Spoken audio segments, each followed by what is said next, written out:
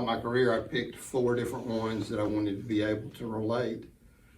The first one happened when I was in Randy Long's, or really not in Randy Long's position, but the assistant to Randy. I was assistant to Bill Dunn. We had an audit by the state of Mississippi for what we thought was sales tax. 1983, you didn't have the internet, so we set him up at our accountant's office and would call in every day and ask how things were going. Well, at the end of the week, the auditor gave us a bill for $250,000. And we'd been getting reports that all he was doing was drinking coffee and having a big time reading the newspaper. Well, come to find out, we had actually been filing our income tax returns incorrectly from the beginning of the company until 1983. We were supposed to do it a different way. We'd been filing.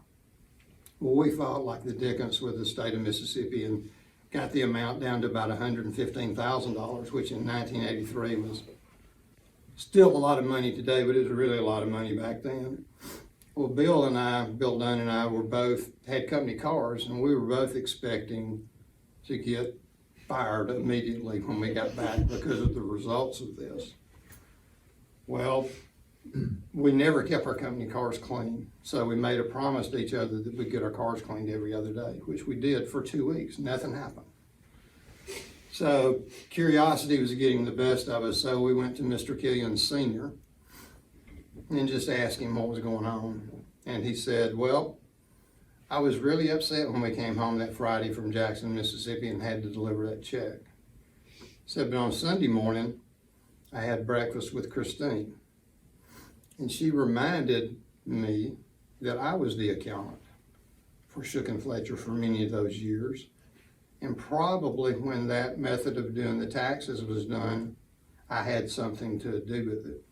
So she asked, won't you give Bill and David a pass on this one and go on and let it work? So it's the first time in a work situation I was really exhibited mercy and was able to go on. I don't remember which one of them got me choked up. I think it was Vince. And actually, what went on in Vegas, he and Mike Weenan were out there, and I was there too, but I went to my hotel room, and Vince and Mike went out on the strip, and they got all these cards from all of these escort services, and they slid them under my door. And so I got up the next morning and met them for breakfast at about 6:30. And said, we need to go see the management of the hotel because they got some people trolling in the building. They said, no, don't do that. That wasn't one of the stories. The second story is really about when Dr. Killian came to work for the company. We were embroiled, and I started the company in 1976 instead of 77. I got here 6 weeks after we got our first asbestos lawsuit. So they said, you're the new guy, you figure out how to coordinate all this. So fast forward to the year 1999 when Dr. Killian starts to work. We're getting in 3,000 asbestos lawsuits a month. And we're having to figure out how to get them to different people. And Dr. Killian came into my office and one day and said, you know, David, if we don't figure out a way to get rid of these lawsuits, this company ain't worth saving. Well, I'd been working here for a while, and that really upset me because I thought we were worth saving, and he did too. He just had a different plan, and his plan was to go through an asbestos-related bankruptcy. Well, the biggest opponent that he had to face was his dad, because Mr. Killian Sr. viewed bankruptcy as business failure, and he wanted no part of it. But when we discussed with him, we really didn't have any other options. He made us pledge that everybody that we owed money would get paid in this whole deal.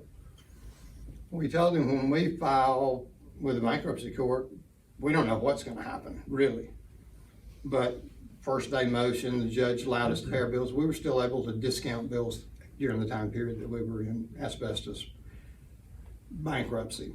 Well, the day that we filed, we had a $3 million line of credit with South Trust Bank at the time. We owed $2,985,000 on that $3 million line that day. We were at peak work for the contracting companies. Well, within 6 weeks, we had the line of credit paid off. But the thing that I want for you to pick up from this thing is it took courage for Dr. Killian to see this whole thing through, but the most courage that he had to show was facing his father and telling him, this is what we have to do. We went to the first bankruptcy attorneys in Atlanta. They looked at the case and said, throw the keys on the desk and leave. Well, that's not what we did. We got with a different group of attorneys and saw it through. And now you're able, all of you, to have a future that's asbestos free, except for one case that David Killian's dealing with, which came kind of in a weird situation. But I want you to remember that Dr. Killian showed courage through that. Well, a couple of years later, in 2003, Joe Spangler with Alabama Power invited Dr. Killian and me to a meeting at their place. I've been to lots of meetings at Alabama Power, and none of them had ever been good. It had always been, we owed them money for this or we owed them money for that. Well, Joe had a different take. He said, have y'all ever thought about becoming a minority business? Well, Dr. Killian and I looked at each other at the same time and said, not real sure how we would qualify as a minority. And Joe said, well, have you ever thought about becoming a woman-owned business? This was in 2003, 2004. And that's how Vulcan, the idea of Vulcan came about to get formed and become a woman-owned business. And what I want you to remember out of this one is the customer that we had, Alabama Power, showed us favor to be able to go on and to have the blessed relationship that Vulcan has had. It's been from a lot of hard work from Vulcan people, but the genesis of it was that idea. So, and also Sandy stepping forward and being the woman in the woman-owned business. Last story I'd like to tell you was in 1986. We still have a division in Mobile, but we had a guy that worked in the warehouse. He was the only union member that worked in one of our warehouses. And we had to have a teamster that could drive on to different plants, Scott Paper and different other places down there. His name was Jack M. Holt. Well, Mr. Killian never really thought a whole lot about Jack, because Jack was a different piece of paper. He was very opinionated and very strong-willed. Well, Jack had the fortune of being married to a lady named Ann M. Holt. Well, Ann would come in after work and she cleaned the offices and was probably paid minimum wage, maybe a little bit above it. But Mr. Killian truly admired her. He admired her because of her work ethic, but I think he admired her most for staying married to Jack and staying committed to him. Well, he got sick with cancer, and we thought he would live months. Well, something happened, and Mr. Killian came, Bill Dunn was still working with us at that time, came to us and said, I want to make sure that the life insurance on Jack, we continue to pay it as a company and not send it to them, because I know they won't be able to pay it. I want the company to pay it. About $2,000 a month for two different policies that we had, $2,000 a year for those policies that we had. So Jack got better and he lived on into the 90s. Well, company back in the 80s, we were doing real well financially. Things happened the early part of the 90s. We had a division at Ingalls Shipyard that they decided to do the installation work themselves. We had another company, Great Barrier, that we split with them at the time. So we were kind of back to just our core of Shook and Fletcher and Supply Company. Shook and Fletcher was still doing contracting, but we were a much smaller company. Well, Mr. Killian came to me one day because Bill Dunn had left in 1989. This was like 1994. He said, I want you to look through all the company's records and tell me what we can cut out. So there were several things above the list, but the last one on the list was this life insurance policy that we were continuing to handle. Well, he told me, he said, I want to think about it overnight. Came back the next day and he said, you know, if you tell me that we got to cut that out, we will.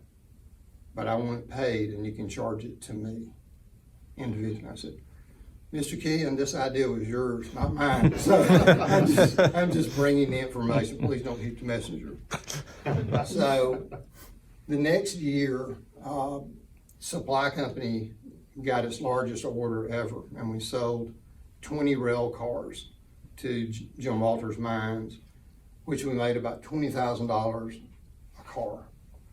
Total cost of carrying this insurance for Jack M. Holt for these 10 years before he eventually died was about $20,000. So for one of those rail cars, it covered what we had paid for Jack, and we sold 20 of them. So I think God was blessing the company for doing the right thing. Well, Jack, about 2 years later, passed away. We got the checks, Ann M. Holt was a beneficiary. We got the checks made out to her. Mr. Keehan Sr. drove to Mobile and delivered the checks to her. And she just broke down and cried, said we had to borrow money to bury Jack. Now we'll be able to pay that off and have a new start for our company, for our family, not company. And Mr. Keehan came back, and I'll never forget, he sat down in my office and he says, you know, our whole life, David, we're taught to do the right business thing. And what you had suggested doing and getting rid of the policy was the right business thing. He says, but when you're able to make a decision with your heart, it sure feels a whole lot better. So we got Christmas cards from Ann, and Mr. Keehan would let me read them. We kept them in a file. I'm not sure where that file is today, but she was just showing her appreciation and her admiration of him. 1 year, we didn't get a card. Mr. Keehan came into my office and said, you think Ann might have died? We didn't get a card this year. And I said, we still got a division in Mobile, we can find out. And I said, it's not important. The next year, we got a card from Ann's daughter that she had found.